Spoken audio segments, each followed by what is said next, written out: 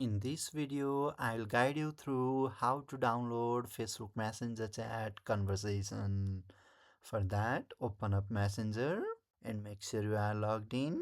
Click on the three lines at the bottom right corner, which is menu, and click on settings. Then scroll a bit down and click on see more in account center.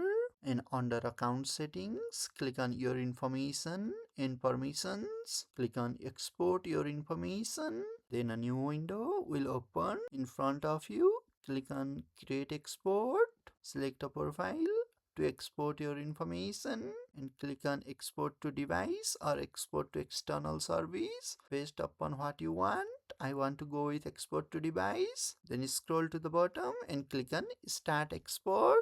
And here it will ask you for your Facebook password. Just go for it and click on continue, and it will download your Facebook Messenger chat conversation. If you found this video helpful, subscribe to Mac369 and hit like.